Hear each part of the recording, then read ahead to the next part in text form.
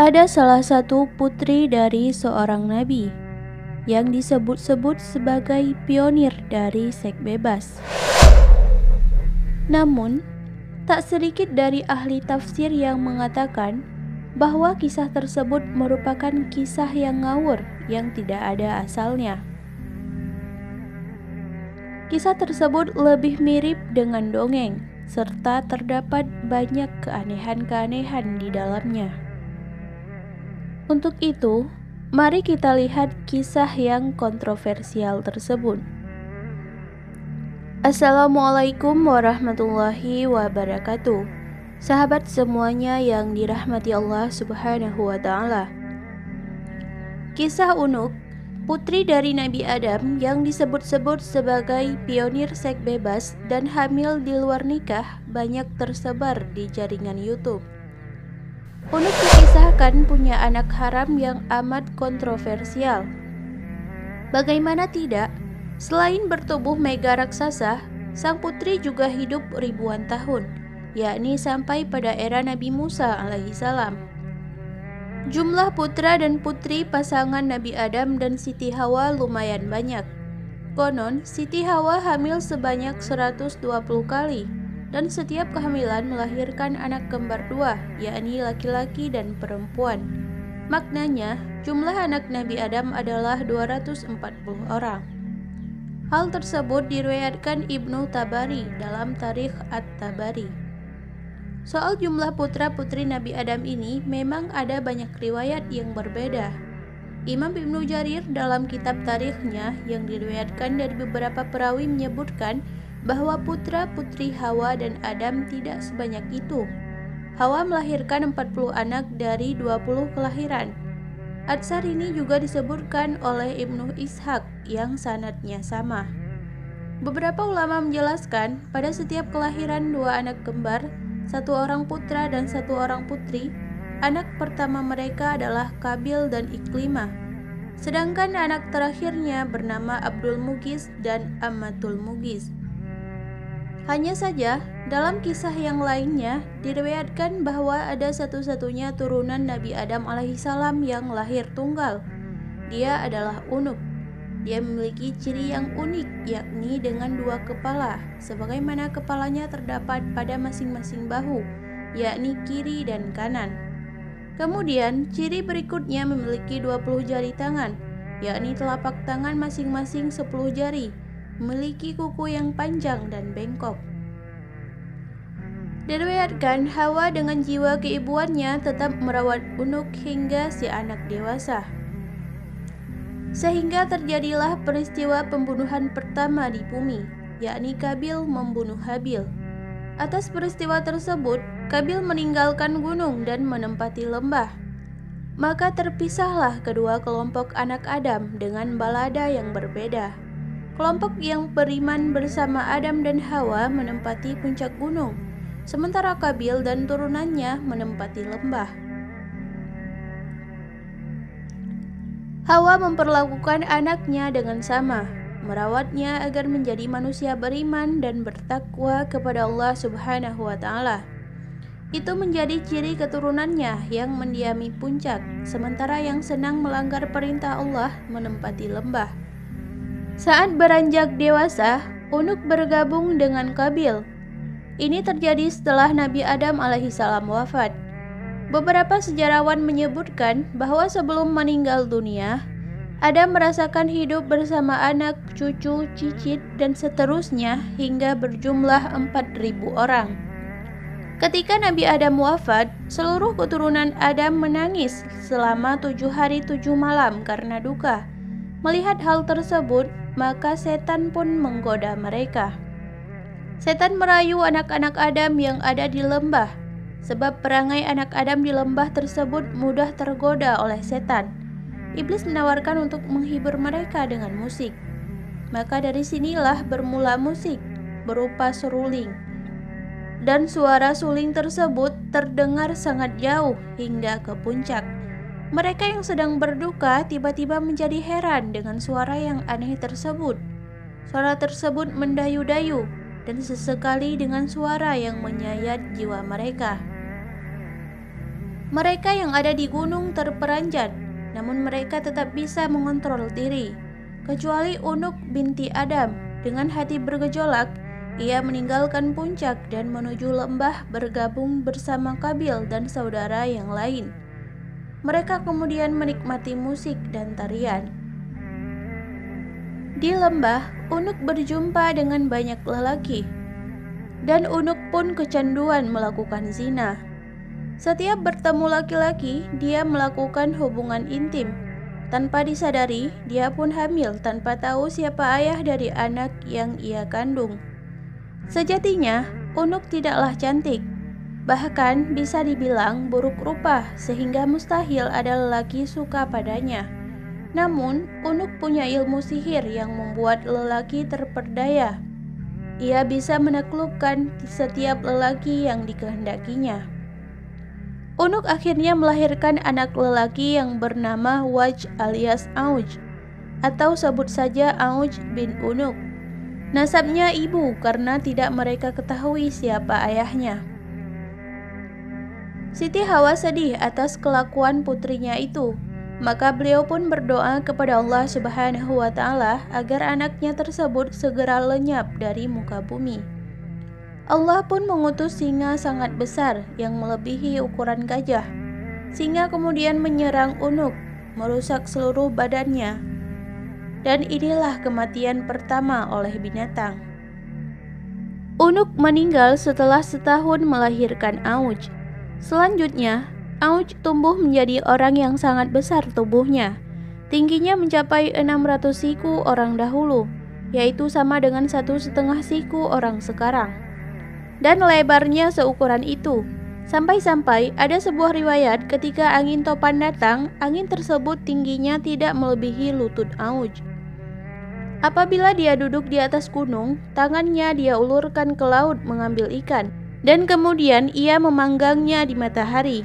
Dan apabila dia marah kepada sebuah penduduk kampung, dia mengencingi mereka sehingga mereka tenggelam dalam air kencingnya. Menurut sebuah riwayat, Auj menguasai sebuah penduduk kampung. Diriwayatkan pula bahwa Auj bin Unuk hidup berumur 4.500 tahun. Dia masih hidup hingga zaman Nabi Musa alaihissalam. Diriwayatkan pada era Nabi Nuh, Auj bin Unuk berjasa membantu sang Nabi mengangkut kayu-kayu besar untuk membuat kapal. Dikisahkan, Allah memerintahkan Nabi Nuh alaihissalam pergi ke Kufah untuk mengangkut pohon saj. Akan tetapi, Nabi Nuh bingung bagaimana cara mengangkutnya. Maka Allah Subhanahu wa Ta'ala memberi wahyu kepadanya bahwa Auj bin Unuk bisa memikulnya. Setelah Allah memberi wahyu kepada Nabi Nuh bahwa yang mampu memikul kayu itu adalah Auj dari Kufah ke tanah Hirah, suatu perkampungan dekat dengan Baghdad. Maka Nabi Nuh mendatangi Auj dan memintanya memikulkan kayu tersebut untuknya. Auj berkata, "Aku tidak akan memikulnya kecuali engkau mengenyangkanku dengan roti." Kebetulan, pada waktu itu Nabi Nuh alaihissalam membawa 3 roti dari kacang. Dia memberikan selembar roti itu kepada Auj dan berkata, "Makanlah roti itu." Melihat itu, Auj pun tertawa dan berkata, "Seandainya roti ini sebesar gunung itu, ia tidak akan membuatku kenyang, apalagi roti ini hanya selembar." Mendengar ucapan Auj, Nabi Nuh memotong selembar roti itu dan memberikan kepadanya dan berkata, "Bacalah Bismillahirrahmanirrahim, kemudian makan potongan roti ini." Auj pun memakannya dan kemudian dia diberi lembaran roti yang kedua. Baru setengah memakan lembaran roti yang kedua, Auj telah kenyang dan tidak sanggup memakan apapun. Setelah memakan roti itu, Auj kemudian membawa semua kayu tersebut dari Kufah menuju Hirah dalam sekali pemberangkatan. Tatkala Nabi Nuh merampungkan membuat bahtera dan banjir mulai datang, Auj memohon kepada Nabi Nuh agar ia diberi tempat dalam bahtera tersebut. Akan tetapi, Nabi Nuh menolak keinginannya itu. Saat banjir melanda seluruh dunia, tinggi air tidak mencapai lutut dari Auj bin Unuk. Auj pun hidup hingga masa Nabi Musa alaihissalam. Pada masa itu, Auj membenci Musa dan ingin membunuhnya. Dia menghampiri tentara Musa untuk mengetahui jumlah mereka. Dia mendapatkan mereka hanya kumpulan orang dalam satu farsak.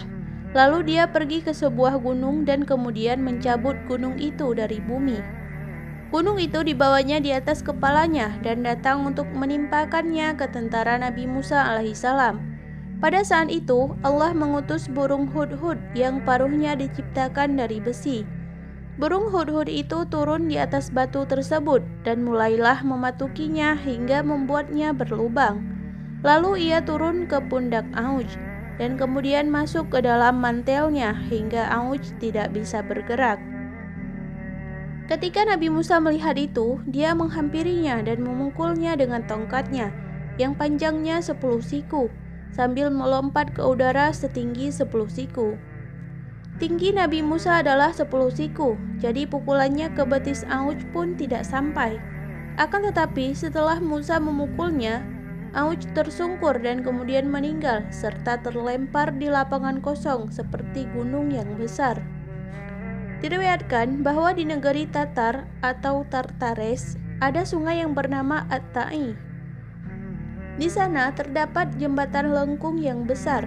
Konon, jembatan tersebut berasal dari tulang Auj bin Unuk dan merupakan salah satu dari keajaiban dunia. Syekh Hamid Ahmad At-Tahir Al-Basyiuni dalam bukunya yang berjudul Sahih Qasasil Quran dan diterjemahkan menjadi kisah-kisah dalam Al-Quran oleh Muhyiddin Masrida dan Muhammad Khalid Asarih, menyebutkan bahwa Auj bin Unuk termasuk salah satu kisah yang dusta. Auj bin Unuk sebagaimana disebut dalam riwayat adalah orang kafir yang suka membangkang, sombong dan jahat. Setelah itu, pada banjir di era Nabi Nuh, Allah tidak membinasakannya sekalipun dia terkenal membangkang, kafir, sombong, jahat dan anak pezina. Secara akal, Syekh Hamid Ahmad At-Tahir mengatakan, bagaimana mungkin Allah membinasakan anak Nuh karena kekufurannya, dan ayahnya adalah seorang nabi dan pemimpin orang beriman. Sedangkan Allah tidak membinasakan Auj bin Unuk, padahal dia lebih zalim dan melampaui batas dari apa yang mereka sebutkan. Ibnu Katsir kemudian menyalahkan riwayat ini karena bertentangan dengan Al-Quran dan hadis sahih. Sedangkan dalil nakli dari Al-Quran, Allah Subhanahu wa Ta'ala berfirman, "Dan kami tenggelamkan golongan itu." Quran Surat Asy-Syura ayat 68. Allah Subhanahu wa Ta'ala juga berfirman, Nuh berkata, "Ya Tuhanku, janganlah engkau biarkan seorang pun di antara orang-orang kafir itu tinggal di atas bumi." Quran Surah Nuh ayat ke-26. Riwayat-riwayat ini juga bertentangan dengan hadis sahih dari Nabi SAW. Bahkan beliau bersabda, sesungguhnya Allah menciptakan Adam, panjangnya 60 hasta. Kemudian ukuran penciptaan itu terus berkurang hingga sekarang. Ini merupakan hadis sahih dari Nabi SAW yang tidak pernah berbicara karena mengikuti hawa nafsu. Ucapannya itu tiada lain hanyalah wahyu yang diwahyukan kepadanya. Quran Surah An-Najm ayat 4. Kenyataannya, tinggi manusia terus berkurang mulai dari diciptakan Adam hingga sekarang. Ini berarti bahwa tidak ada keturunan Adam yang lebih tinggi darinya. Saya kira riwayat tentang Auj bin Unuk ini tidak lain berasal dari orang kafir yang merupakan musuh para nabi. Wallahu a'lam, ujar Syekh Hamid Ahmad At-Tahir.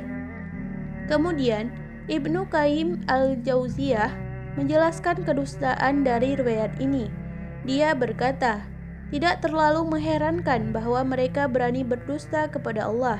Namun yang lebih mengherankan apabila ada orang yang berani memasukkan hadis ini ke dalam kitab-kitab para ulama dan kitab-kitab tafsir yang diakui serta tidak menjelaskan kerancuannya. Menurut ahli kitab, Auj bin Unuk bukan berasal dari keturunan Nabi Nuh, melainkan keturunan Adam. Sementara Allah Subhanahu wa Ta'ala berfirman, "Dan kami jadikan anak cucunya orang-orang yang melanjutkan keturunan." Quran Surah As-Saffat ayat 77. Demikianlah kisah tentang Auj bin Unuk. Sampai berjumpa kembali di pertemuan selanjutnya. Akhirul kalam, wassalamualaikum warahmatullahi wabarakatuh.